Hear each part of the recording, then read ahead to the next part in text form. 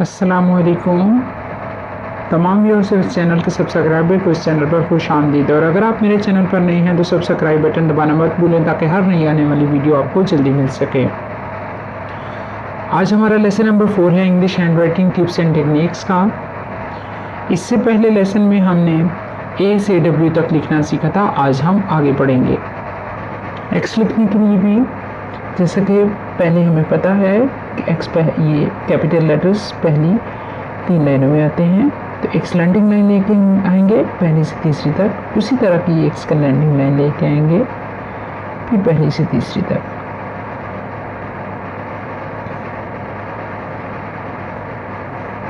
दोबारा से स्टार्ट करते हैं।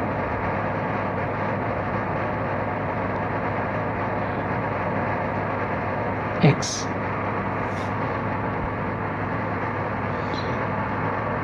आपने कोशिश करनी है कि जहाँ पर ये आपका ये क्रॉस की तरह लिखा जाएगा बिल्कुल इस तरह से एक स्लैंडिंग लाइन दूसरी स्लैंडिंग लाइन के ऊपर आएगी। ये दोनों जहाँ पे क्रॉस करें एक दूसरे को इस तरह से, वो इस दरम्यान वाली लाइन में सेंटर वाली लाइन में आना चाहिए। इसके बाद हम वाई लिखेंगे। वाई लिखने के लिए भी एक स्लैंडिंग लाइन आएगी और फिर इस तरह से। वाई आप ऐसे भी लिख सकते हैं, वाई आप इस तरह से भी लिख सकते हैं, ऐसे करके फिर इस तरह। ये भी वाई है, ठीक है। आप दोनों तरह से वाई लिख सकते हैं। देखिए क्या डिफरेंस है। सारा एक्स को लिख के आपने एक्स लिखा है, एक्स का सिर्फ ये वाला पार्ट आप रिमूव करेंगे तो देखिए क्या बन जाएगा, वाई। वाई आप इस तरह भी लिख सकते हैं।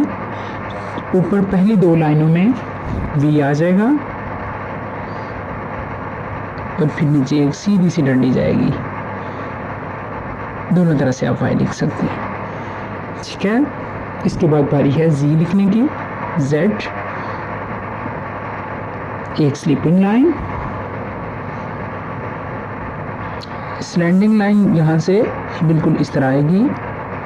ये बिल्कुल इसकी ऐसे सीधा नीचे यहाँ तक ऐसे, फिर यहाँ से एक स्लीपिंग लाइन।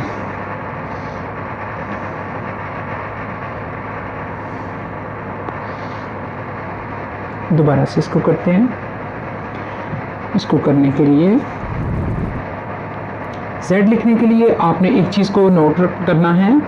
जिस तरह से हमने S को किया था कि S को लिखते हुए जो इसका स्टार्टिंग पॉइंट था इसको बिल्कुल इसकी लाइन में सीधा नीचे लेके आए थे, जो एंडिंग पॉइंट था इसको इसके बराबर लेके आया था। बिल्कुल इसी तरह से हम ऐसे करेंगे जी के लिए भी। इस कॉर्नर के बिल्कुल ऐसे लाइन में सीधा आना चाहिए, ठीक है। फिर आपकी राइटिंग बहुत अच्छी हो जाएगी। तो जी हमारे कैपिटल लेटर्स जो हैं वो फिनिश हुए। अभी हमें उन चीज़ों को, जो चीज़ें हमें लिखने में मुश्किल पैदा करेंगी, उन चीज़ों को जहन में रखना है। तो चलिए जी एक दफ़ा फिर रिवाइज कर लेते हैं। ABC किस तरह से लिखनी है। 2 स्लैंडिंग लाइन बनाएं, दरम्यान में एक स्लीपिंग लाइन बनाएं। इस तरह A लिखेंगे। B लिखने के लिए भी आपने पहले इस तरह से लिया, फिर इस तरह कर्व बनाते हुए इसको इस तरह से लेके, ये लाइन डबल नहीं होनी चाहिए आपकी। आज हम इन्हीं चीज़ों को रिवाइज करेंगे।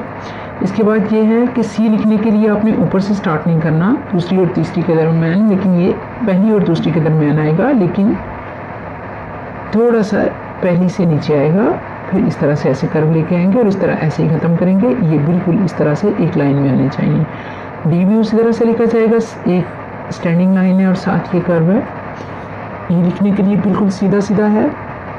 F E का एक हिस्सा आप ये उतार देंगे तो ये F बन जाएगा। G लिखने के लिए बिल्कुल आपने C का करना है, C की तरह बना के यहाँ थोड़ा सा दूसरी और तीसरी के दरमियान, लेकिन थोड़ा सा जो कि दूसरी के बिल्कुल करीब हो उस कदर छोड़ देना है आपने। यहाँ से छोटी सी एक स्लीपिंग लाइन बना के, जहाँ पे स्लीपिंग लाइन एंड हो वहाँ पे कॉर्नर लेके नीचे एक स्टैंडिंग लाइन बना देनी है। H भी बिल्कुल ईजी है, 2 स्टैंडिंग लाइन के दरमियान एक स्लीपिंग लाइन है। I जो है वो बिल्कुल एक स्टैंडिंग लाइन है, उसके ऊपर छोटी छोटी सी स्लीपिंग लाइन है। J भी उसी तरह से लिखना है जैसे आपने I लिखा है, लेकिन इसको एंड तक नहीं लेके जाना, इस तरह करके यहाँ कर्व बना के इस तरह कर देना है। ऊपर से एक छोटी सी स्लीपिंग लाइन है। के लिखने के लिए भी एक स्टैंडिंग लाइन और दो स्लैंडिंग लाइन, और ये सेंटर में इस तरह टच करेंगी। एल लिखने के लिए इस तरह से करेंगे एक स्टैंडिंग और उसके साथ ही एक स्लीपिंग लाइन। एम इस तरह से भी लिखा जा सकता है और इसको हम इस तरह से भी लिख सकते हैं।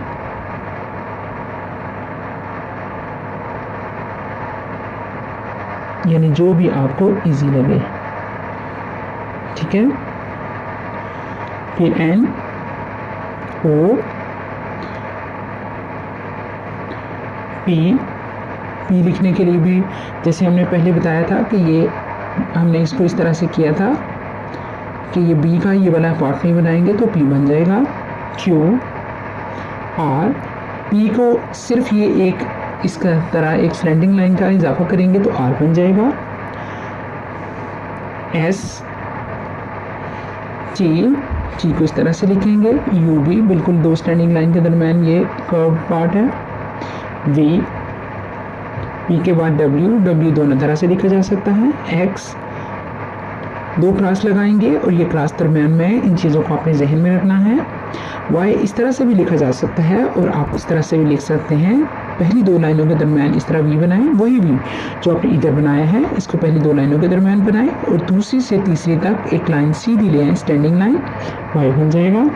जी या जेड लिखने के लिए बिल्कुल इस तरह से करेंगे और इसके लिए भी वही असूल होगा जैसे एस के लिए हमारा असूल था कि ये इस कदर ऐसे इस तरह बराबर आना चाहिए। ये नहीं हो कि एस इस तरह से लिखा हो ऐसे, तो ये सिमेट्रिकल नहीं है। आपने इसको मद्देनजर रखना है। बहुत आसान है आपके लिए ये लिखना कैपिटल लेटर्स को या चाहे ये स्मॉल लेटर्स हों। जब आप इन चीज़ों को जहन में रखेंगे, इन टिप्स को, इन टेक्निक्स को जहन में रखेंगे तो कोई भी चीज़, कोई भी राइटिंग आपके लिए मुश्किल नहीं होगी। आज के लेसन के लिए इतना ही, मिलेंगे अगले लेसन में। तब तक के लिए अल्लाह हाफिज़। अगर आपको मेरी वीडियो पसंद आए तो इसे लाइक और शेयर ज़रूर करें ताकि दूसरों का भी भला हो सके।